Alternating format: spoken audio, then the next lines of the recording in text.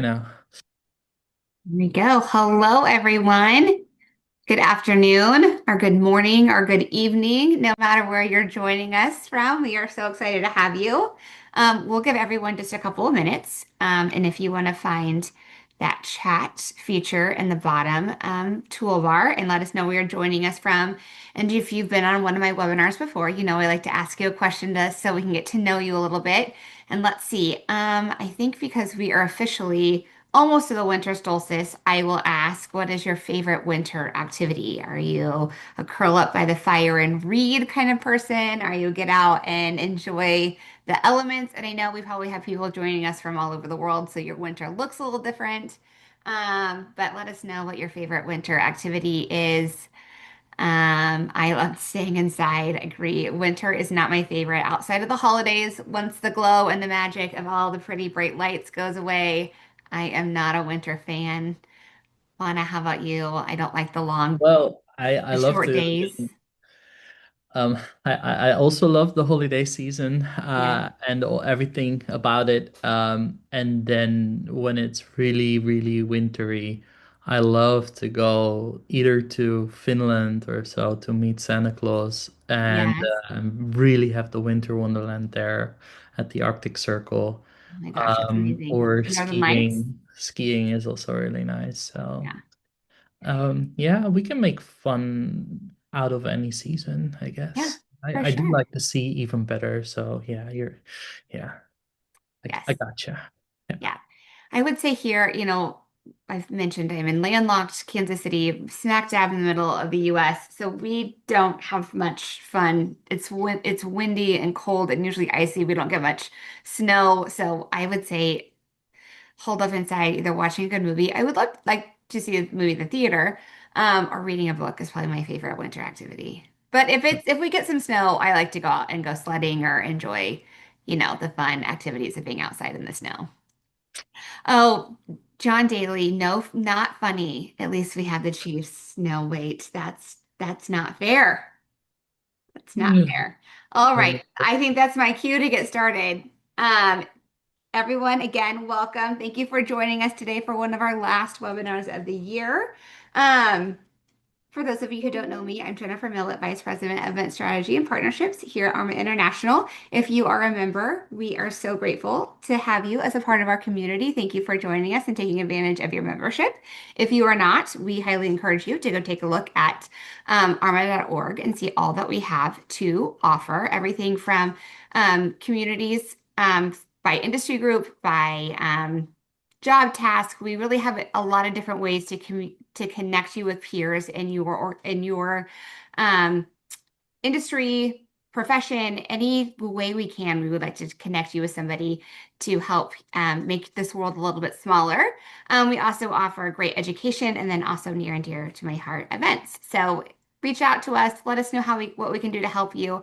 Take a second and go check out arma.org to see all that we have to offer. And then going forward, like I mentioned, near and dear to my heart are conferences, and we've got three good ones for you next year.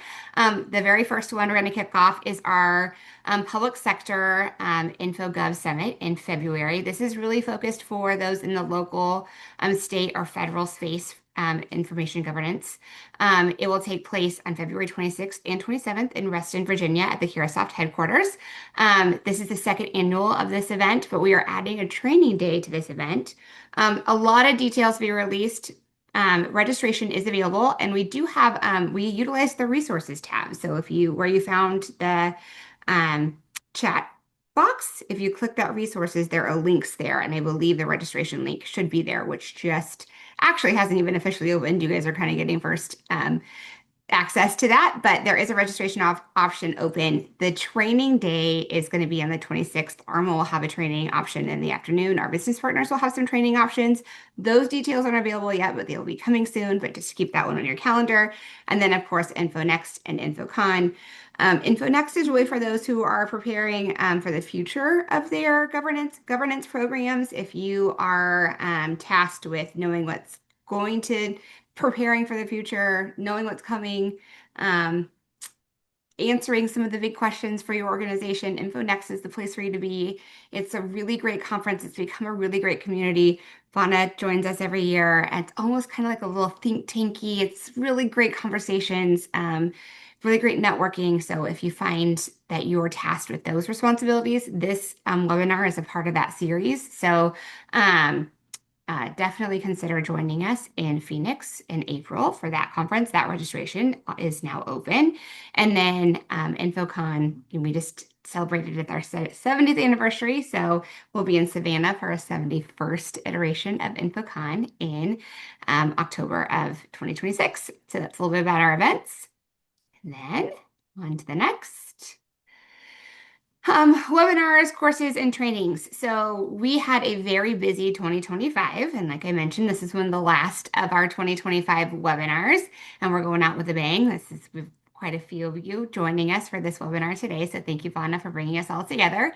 But in 2026, we've got new training courses coming. You might have seen an email out about the new IG course that we are launching through a course, I believe, of 12 webinars. That one's going to be available and then there's some new courses being launched in 2026 as well. And then, of course, we're going to have our regularly scheduled webinars brought to you, at least 2 to 4 of those per month. And then if you're looking to recertify your IGP or get your IGP, there's also those courses available as well. So take a look, scan that QR code, see what we have available, and then also the trainings that we have available with Cadence for Microsoft training courses. Those are really great hands-on 2-day real world use case scenarios. Awesome, awesome training courses. So take a look at all of those to help you get some real world training when it comes to Microsoft. And then a couple housekeeping items. Yes, you'll get a link to this recording and get a copy of the slides. Just keep an eye on your inbox. The email you use to register for this course is where that information will come. So keep an eye there. And then one more housekeeping item. We have enabled closed captioning. So if you need that feature, you can see how to turn that on. We had you do that fun little project to let us know your favorite winter activity for fun so we could get to know you, but also we want you to keep the comments going there. Share your experiences, share your comments, your thoughts in that chat box. That can go pretty quickly. Let's keep the engagement going there.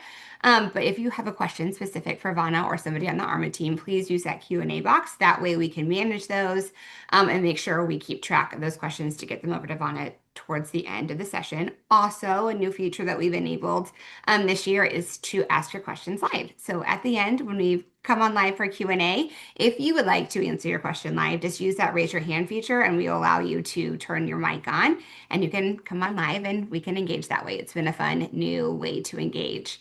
Then one last thing is the reactions. We love to see the hearts, the applause. So if you hear something you like, give us a reaction, a heart, celebration horn, something you like to hear. So I think that my last thing is to thank Vana and his team. So we always, like to give a little shout out to our sponsor. So Vana and his team at filerskeepers. We hope that when you are considering products and services, you consider the companies that support you. So Vana, with that, I will turn it over to you. All right. Thank you so much, Jennifer. And it's so interesting to click on the slide where you're gonna thank me. So, well, my pleasure. Hi everyone. For those of you who don't know me yet, I'm Wanne Pemelaar. I'm the co-founder and CEO of filerskeepers and also a baby company called Lawstronaut. With filerskeepers, we read all the laws in the world and then we take from there rules that tell companies how long they should store their records and data, and then we help apply those to the records and data of our clients. We have 335 jurisdictions online. For those of you who are following us carefully, yeah, we have kind of stopped the growth. We're waiting.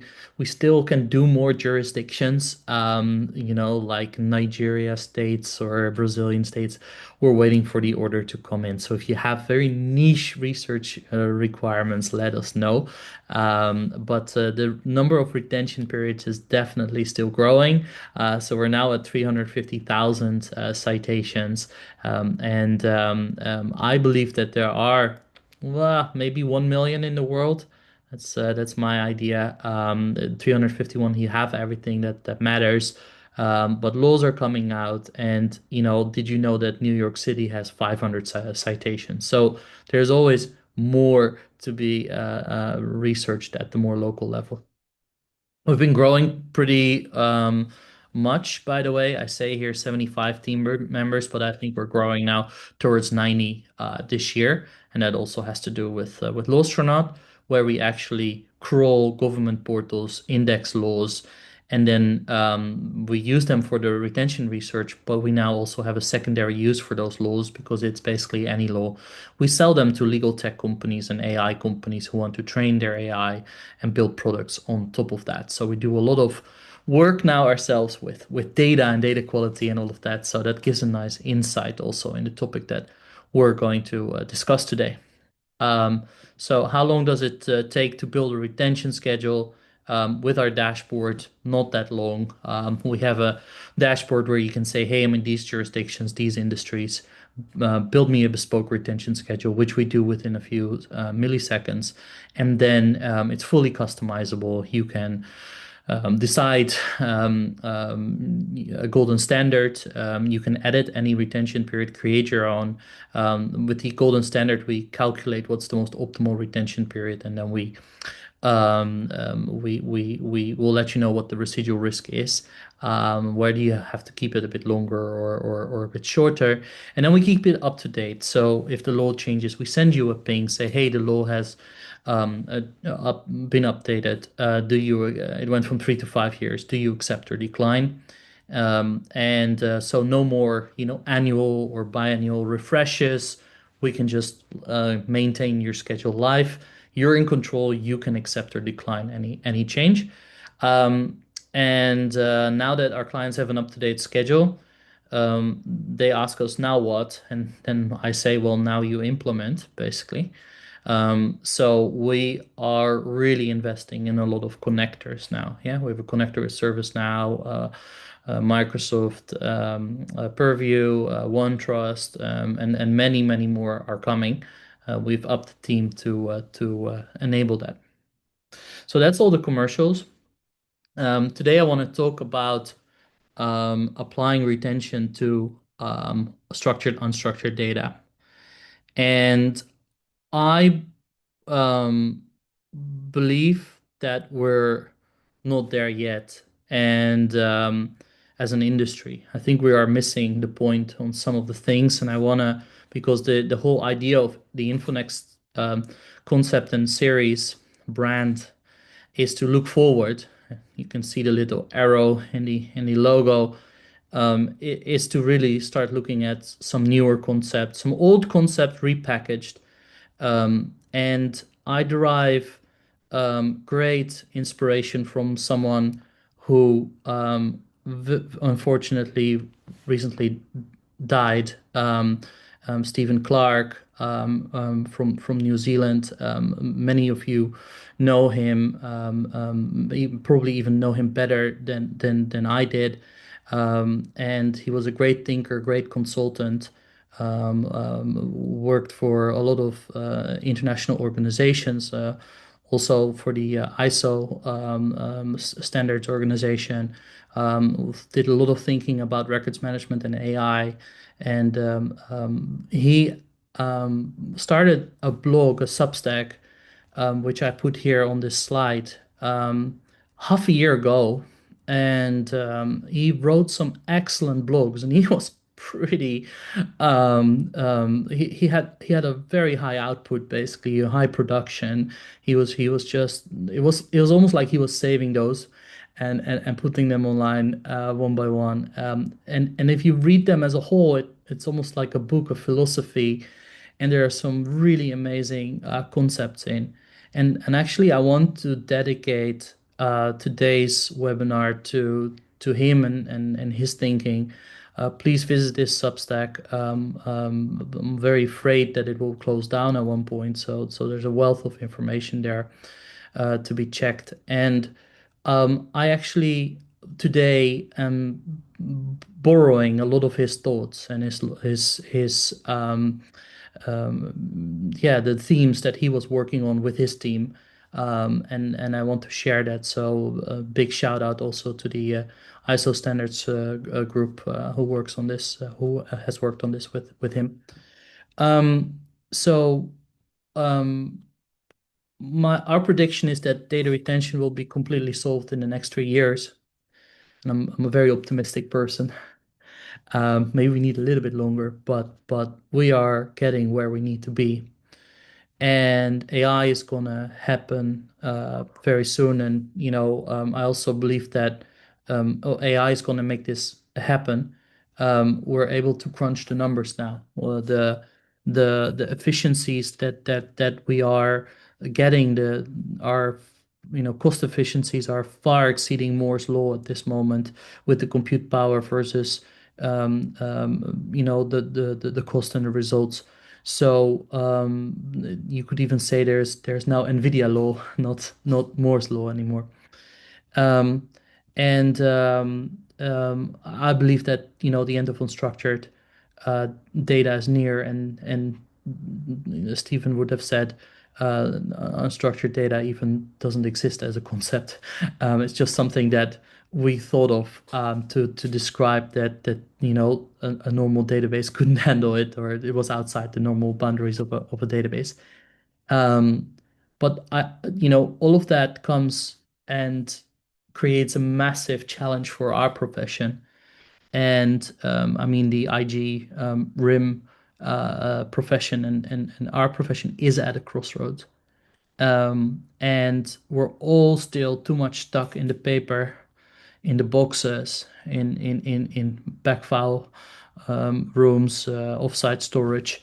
And we need to evolve or become irrelevant because your employers, your companies have bought into the pledge of AI, and it's all the data all day long. My life nowadays with Lawstronaut is no longer laws. It is GPUs, it's cost per million tokens. That's what my life is about. Don't care about the law that much anymore. And your organization will have the same with records. And we're still telling ourselves that the law says that we need to keep records in physical form. At least some of us do. Say ever since COVID, no new laws have come out that mandate that you keep something on paper. Rather, more laws have come out to allow for further digitalization of hard copy records. So the data itself has little value. Having it is a lot of potential, but unused potential. It's about the use of the data, right? That determines the value. And I always show these two slides. All was well until the general data protection regulation arrived. The bar under it has actually removed the iceberg, but this is the Titanic. Um, and when the GDPR came and so many laws have followed in its footsteps, the one thing that was very apparent that the GDPR was built with one single purpose, and that was real compliance. And I always remind everybody there is real enforcement. There's real enforcement on data retention. Um, and the regulators are that serious all over the world that you comply. Yeah, whether it's exotic Europe or the FTC around the corner. Yeah, they all want you to comply, to have retention schedules, to be in control of your records management. And the world is changing. And so, what is a business record in 2025? Well, it's documented information. But a lot of people still come to me and have to try to have the discussion with me about what a record is. Is something a record, or is it a work product, or is it not a record? And I'm like, yeah, well, I don't know what a record is anymore. If we talk about collaborative workspaces, chat workflows, everything is data driven, everything is contextual. With AI, we now have the prompts, the training materials, the models, and everything, the history of everything. What is a record? You tell me, because there's a lot of stuff that is kind of goes into the end result, but together it forms one story. Yeah, I also believe that, unstructured data is a nice concept, but we can now structure anything with AI. We can just dig up the we have the compute power to add that layer of context now to any information. So we don't need, has been a lot of advances in the type of databases and database structures and everything. And unstructured data is basically defined by what it isn't. Yeah, it's not as in a schema, it's not in rows, it's not in columns, but databases are less and less based on schemas and rows and columns as well. So we're kind of like growing closer together, so to say, the structured and the unstructured. So how are we going to do this? Yeah. How are we going to solve records management? How are we going to apply those retention schedules to all our data, not just some of it? It's easy, at least as per Stephen. Yeah. Forget about data lineage and file plans. It's not enough. Served its purpose. It's not enough.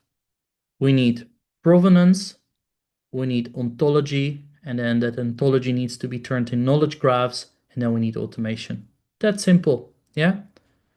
I'm gonna explain everything, by the way. Don't worry. Um, who offers this? No one. Try to find a vendor that offers everything. Nobody does. Yeah, you could look at archival tools like Preservica or some of their competitors. Yeah, but they don't use that for the production data and the production for records. Um, should we use these kind of concepts? Yes, we absolutely should. I'm not a big fan of where we stand with data discovery right now. I don't think it's far enough. I don't think data lineage will cover it all. Um, should it include AI? Should we create ontologies and provenance around records and processes using AI? Yes, we should. Definitely. Should we use blockchain for this because we want to preserve the authenticity and integrity of files and everything? Yes, we should. Again, does anyone offer this? No. Is there a massive opportunity? Yes. And for any partner of ours or competition listening in on this, please build it. Build this. I'll give you a full blueprint after this. Please build this, or we will. Very simple. Um, Now, I love to talk about the future. I love to tell fairy tales. Yeah. So anything I'm going to tell now might sound to some a bit esoteric and a bit, at a higher level, but this is very much what we need to do. Um, I've been reading all the blogs for the last 2 weeks over and over, and I got completely convinced this is where we need to head as an industry. Oh, and then we always get to this, oh, but we've always done it this way. Yeah. And great.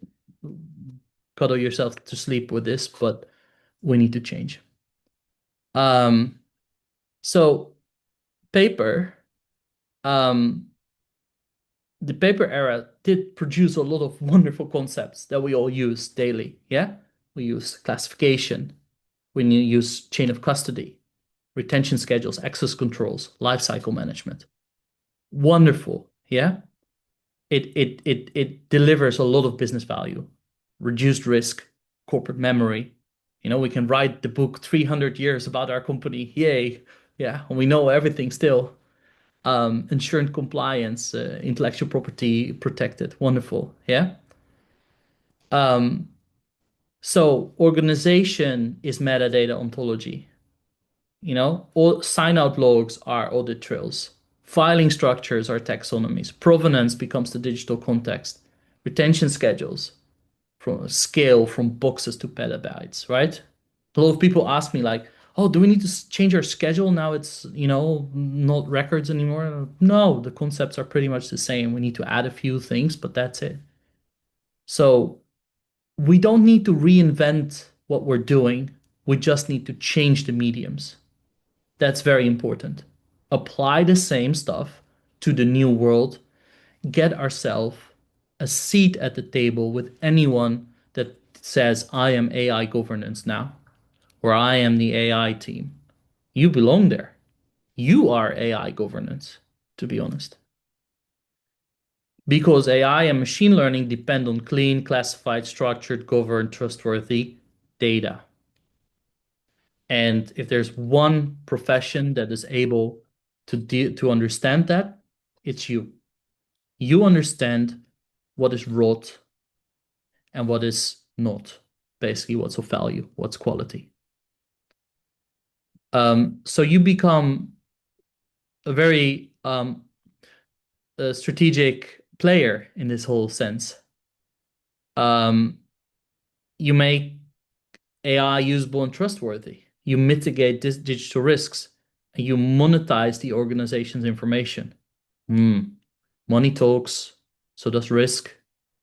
So you got to don't talk about cost. Nobody cost is not sexy. Cost is not a driver, guys. Really, it's a subsidiary driver. It's it is it is risk and it is um, profit and revenues basically revenues. Yeah, it's risk and revenues. That's the two main drivers, and then after it comes cost. Um, and so we have the key in our hand there. So let's dive into these concepts. And I said it was provenance, ontology, and then automation. Automation, I'm not going to talk much about it. I think there's still a challenge. Yeah. Well, let's talk about provenance and ontology. Um, in the way that Stephen puts it in his blogs. Data lineage is what you could say the path, where provenance is the story. Data lineage answers technical system focused questions. Where did this data come from? Which transformation did it undergo? Which reports, dashboard, or pipelines did it use or use the data? Um, what are use cases? Well, you can debug bad reports, do migration, change analysis, a little bit of a regulatory mapping at a service level. So it's pretty neat. You need it, but it's what it says here, like parcel tracking. Yeah, every hop, skip, warehouse, truck, whatever. That's where what you know. You're tracking everything. That's very useful information, and if you combine it with data discovery, provides you a little bit of context, and it's great. Lineage is not provenance. Provenance is the story of the document, the record. Who created this information? Under what authority? Why was it created? Whoa, that's an important one. For which business function? Oh, if only we would know. That would be nice. Um, when was it created? Where? Who has held it? What's the relationship to other records of the same creator? Whoa, that would be massive if we would be able to find that. Um, and the advantages is it provides for a way wider scope, richer context, deeper trust, authenticity, reliability, chain of command. Would be nice to have that. Um, and then you can provide long-term value also if you know of this. Because people change, systems change, processes change. So it needs to tell the story of the data. Um, and so it deals with origin, purpose, context, custody, integrity, meaning. Yeah. And that's provenance. Yeah. So it deals with the context of the history, the context of the document itself. Whereas ontology deals with the context of the organization and all the processes in which the information is used. And that's why you need both. Um, reality, most of the organizations don't capture any of this. Yeah. or none of it, or some of it, but definitely all, not all of it. Um, but if I redefine this for you, you are becoming an AI. Your company is. Your company is becoming an AI. And now the whole idea is we need to build products and we need to build AI into our products. But ultimately, everything will become part of that AI. And I believe that the companies that can do provenance and ontology best are the ones that will win, that will be able to integrate, synthesize their own internal know-how systems with the outside world the best and adapt to the outside world the best. So how we're going to do that? Well, you need to add provenance in practice. You need to do it. You need to do that at the moment of creation. That's where it starts. You need to automatically create identities, timestamps, business functions, workflows, authorization context, record type. What is this? What kind of record type is this? Oh, your retention schedule can help a lot there if it's a good one. What are the relationships? Which project of your lawyer, which matter file, which, yeah? Lawyers are pretty good, by the way, on this already. They do this pretty okay. So there's definitely things we can learn there. And you need to preserve the relationship between records.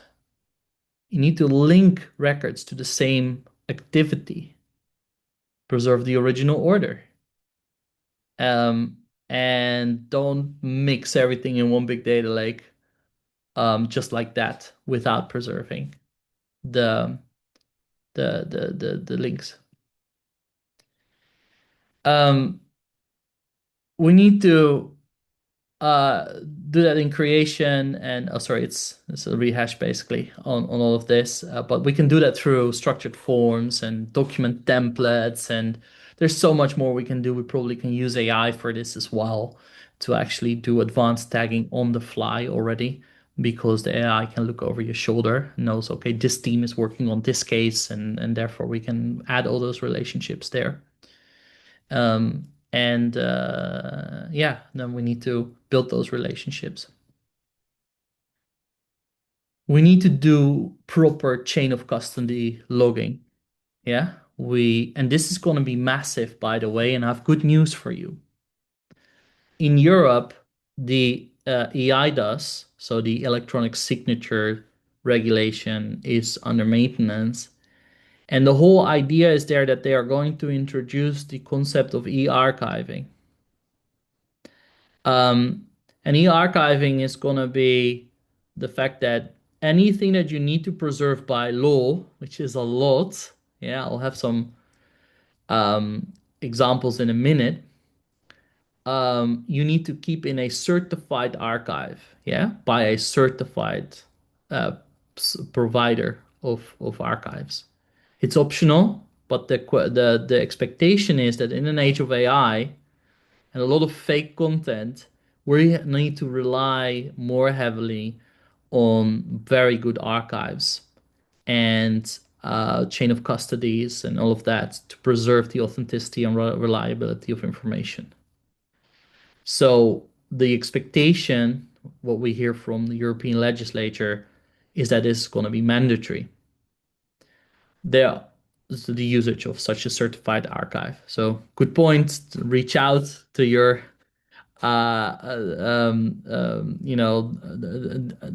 DMS and all what is it, ECM, all those providers that you use to see if they have these developments on their radar. Um, and I I know that in Japan this is already required. In Belgium, this is also already required for certain types of records. So Belgium, for example, has it for you have to keep your personnel files in a certified database. Yeah, so the archive. So it's something to really look into if you're in Belgium. So we need to do chain of custody logging, and that's more than audit logs, okay? It's defensible custody logs for every action. Um, every action logged, access, modification, transfer, deletion also. Um, capture details should be the who, the when, the why, the how. Yeah. Um, then um, we also need to maintain integrity with fixed D, means checksums, hashes, to verify data integrity.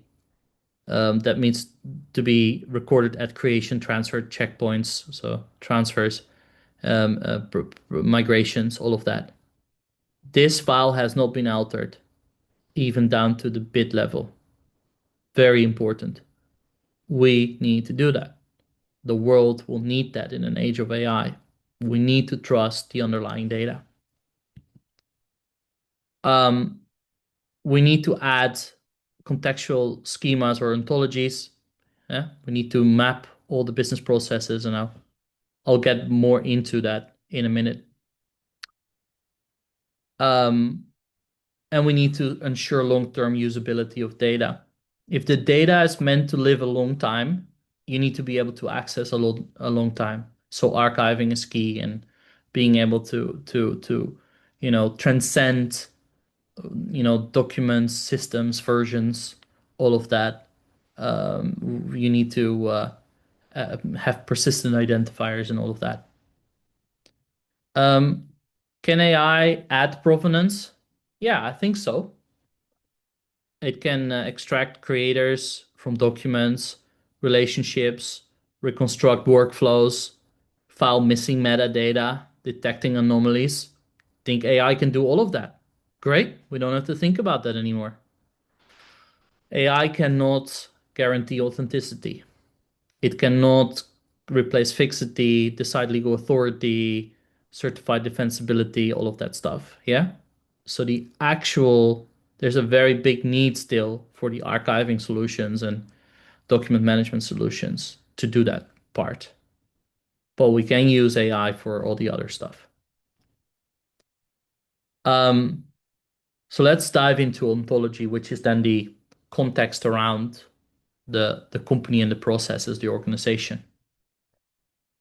The brutal truth is we're no longer managing documents in folders. Yeah. We're managing distributed, dynamic, interconnected knowledge. All tools cannot keep up. So your file plan is great, but it's just all linear thinking. We need to think exponential.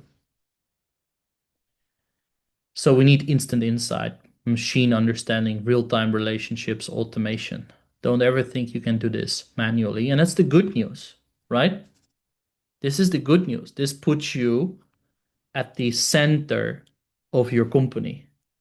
Hey, guys, I got an idea to improve our AI on our internal processes.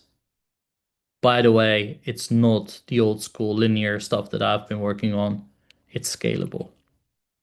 I only need 10 million from you to realize it. That's the only thing. Um, so what is ontology? It's not a metadata schema. It's a conceptual model of your organization. It tells machines what things are, how they relate, what rules govern them, why they exist. Well, whereas the file plan is a static map, ontology is the GPS, the satellite's real-time traffic. It gives you way more dimensions in which you can see what's going on. Um, and we need to turn that into a knowledge graph. So a knowledge graph lets you automatically classify things, apply the retention, trigger legal holds, connect records to processes, surface insight across silos. Yeah, it's RIM at a whole different level. To my knowledge, but please interrupt me in the chat if you know of someone. I don't know uh, a knowledge graph yet that does this. But this is the this everybody's talking about knowledge graphs. Why don't we apply it to RIM? Um, of course, we need to still understand it. We are still human beings. We need to keep up. So ideally, a knowledge graph is both, machine readable and human readable. And ontology is kind of like the translation layer in between all of that. So what is it and why does it exist? So um, what does that mean? I want to make it very practical. AI cannot guess the full meaning of a record, even if you think so. Yeah?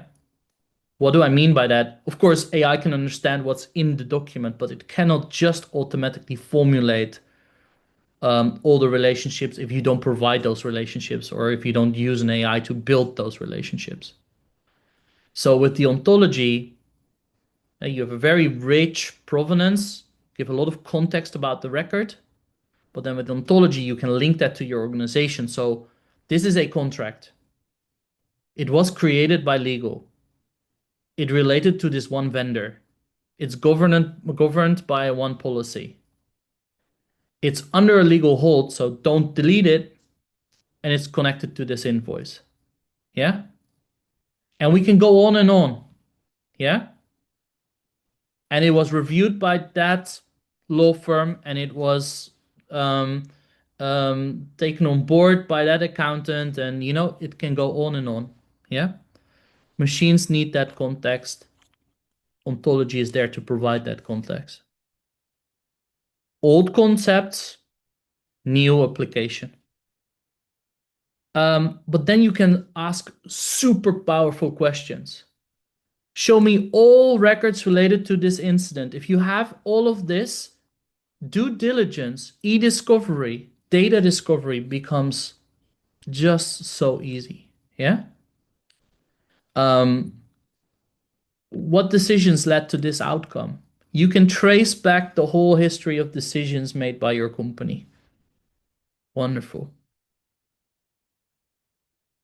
Um, so that's a huge strategic opportunity for me for RIM professionals. Um, we can, build the models that make AI possible and that transform your whole organization. Um, and I believe that you can supersede transcend silos and you can establish really verifiable authenticity.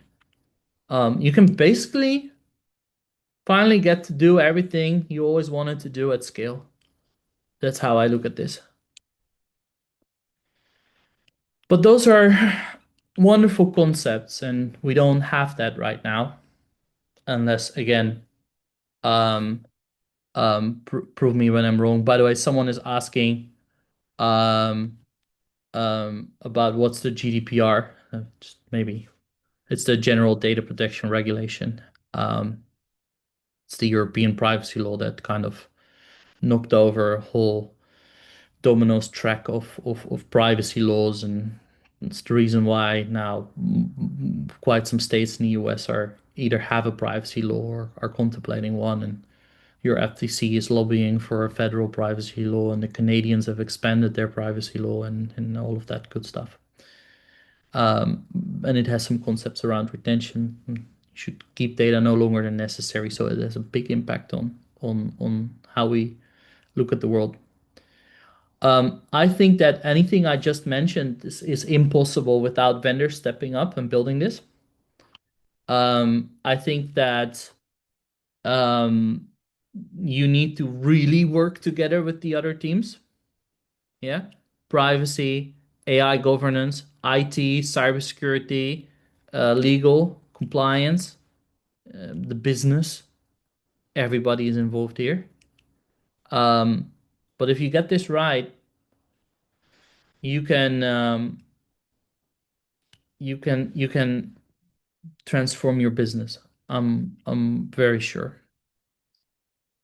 Um, what are we facing as a on a day-to-day basis? Well, a lot of stuff, and I'll just pick out a few. I have a lot of slides here, and I'm gonna just freely pick from what we're doing. But we're basically struggling with just applying it to the very first system, right? So how do I apply a retention schedule to my workday? That's it. Yeah. So let's bring it back. I had a whole, future facing story, but what are we truly looking at? Well, how are my legal holds doing? Do I have a tool? Do I have a full inventory? Do I know the custodians? Right? Don't delete anything or implement a retention schedule unless you got control over your legal holds. Very simple. That's back to basics. That's what we're facing day to day. Um, and most of us are just looking at, you know, where am I going to start? So that's what people are at. So let the vendors worry about all the ontology and provenance. Let's build this thing. And then maybe we can meet in the middle where you start to actually apply your schedule. Sounds fair? So what do we see nowadays, 2025, end of 2025? What are the big companies doing? They're applying their retention schedule to a structured system, not an unstructured system. They're applying it. A lot of companies are now applying it properly to their HRM, HRIS system. So they're and it's relatively safe because it's not your customer data. Um, HR is already used to think about compliance and compliance with law, so they're more prone to say yes, it's a high risk system, but it's low controversial, basically. Others choose their ERP or CRM, but those are more, outliers, and only a handful chooses to fix their Office suite first. In all fairness, your unstructured data, your Office suite is the highest risk of what you have. Um, so, and then clients finish that, and it's possible, and they show their leadership it can be done, and they go, "What's next then?" And then we basically see two things. Either people go by um, landscape and top systems. Yeah, so they go after HRM, they go ERP, they go CRM. Yeah, so they go for the big system, so they get the bulk of the data done. Or they're now busy on HR, so let's just fix all of HR and um, and then finance and then sales and then all the other teams. Yeah, so they go function by function, which makes sense, right? If you fix your HRM, maybe also go for the upstream and downstream systems, your candidate systems, your payroll systems, your pension systems if you have one. So that's what we see. Um, and the moment you start to look into like mapping that to a HRM system, structured system, then people are facing all kinds of small issues. Um, for example, scope differences. Yeah. The law says um, makes a distinction between regular leave and sick leave, but a tool like Workday groups these two and says this is absence. What are you going to do? You need to choose one rule. Data dependency. We want to delete A, but we cannot delete A without also deleting B, and A and B have different retention periods. What are we going to do? You need to make a choice. Triggers. Yeah. Law says end of fiscal year. System says I don't know what this fiscal year is. I can only do date of creation, date of last modification, or for example, in the Workday sphere, it would be a termination date. Those are all tiny operational legal decisions you need to make. You hire a Workday expert. They will know how to build the filters. They will know how to get this all done. But they'll look at you for these kind of decisions. And this is where a lot of those projects get stuck. Nobody knows what to do. So, with all my talk of ontology, provenance, building systems for the future, the real decision still lies at this moment with leadership, with legal, with the humans. Um, and we need to kind of make these kind of decisions on what are we going to do with the risk? Are we going to keep the data a bit longer? Um, Not to the liking of a privacy regulator, but knowing we will comply with the minimums, or are we gonna make a different decision? Yeah. Um, so you'll need to know how systems relate to each other. So that data lineage is important. But we could automate so much more of all of this and scale in the business. So I just wanted to bring it back to something a little bit more manageable. This is what we deal with every single day. I'm happy to have a more practical webinar, later, maybe next year, where we really dive into the more practical things like this. Yeah, like what do you run into? How do you make those decisions? How do you report on residual risks? How do you make this your leadership problem, not yours? They need to sign off. They need to accept the risk. They chose for Workday. So, let them have sign off on the risk. Um, and also how we're going to scale that in the organization. But I think that we, as an industry, need to really start putting our retention schedules to work. All the professionals. It can be done. Show it through a pilot to your leadership. Show them you can reduce risk. That's the main driver, and then reduce cost as a secondary driver. And then we can start talking about, okay, now we got your attention. Let's talk about building the future, the future that Stephen Clark put in his blogs and really inspires me. So also an open invitation to the industry. If you want to talk more with me about this, I'm very happy to jump on any call with you and see how we can bring this forward. I see a lot of chats and questions, so I was thinking I'll just cut this short a little bit and see if I can answer a few questions. And for that, I have my question slide. So here you go. Yeah, Jennifer, did you spot a few nice ones? I have some questions in the Q&A box, and I'm also going to give everyone a chance if they would like to at this time raise their hand. So we will ask the questions that are in the Q&A box, and then if you want to ask your questions live, let's raise your hand and we will allow you to unmute your mic. So actually, all of our questions that are in the Q&A box are from anonymous attendees, so people are being very secretive today. But the first one is, assuming that context is ever changing, how do we apply AI to the knowledge graph development process within organizations without a totally manual set of process to set it up initially? Yep. Um, well, I do believe that there is a lot of stuff already known, and it kind of depends on the organization. But I see, a lot of data governance, the taxonomies, ontologies. I see that your records of processing activities will have, a lot of value there, and all the processes have been described already in a lot of detail. And a simple data discovery will also uncover a lot of that. So if you can also just say, hey, just gonna put all our data in there and we're gonna let the AI search for, what are the teams, how did they develop over time, and build the relationships like that. I think you can use combination of discovery and AI to start uncovering that. And of course, then you have to redirect and give further input yourself, right? And say, well, this is incorrect. It's actually different. Yeah. All right, the next one is you mentioned at the beginning that systems of the future will focus more on data quality than legal and regulatory drivers. What did you mean by that?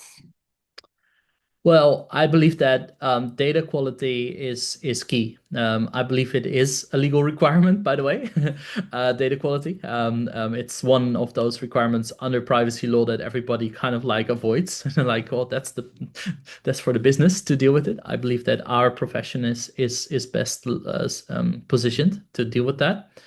Um, but data quality is such an enormous driver for AI. And it's very simple. Garbage in is garbage out. Garbage out is heavily regulated by AI, the AI Act, and probably in the future other AI acts, because it can have a tremendous, maybe even devastating effect on humans. So we really, really need to focus on quality. So I don't really think those two are unrelated concepts. I think they're very much related. Yeah. Great. Don't legal and regulatory requirements take precedent over privacy laws currently as it relates to GDPR? The risk would occur with the business need justifications, correct?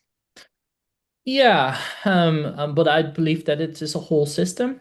So the one doesn't exclude the other. So the whole idea of the GDPR is that it supplements any existing law.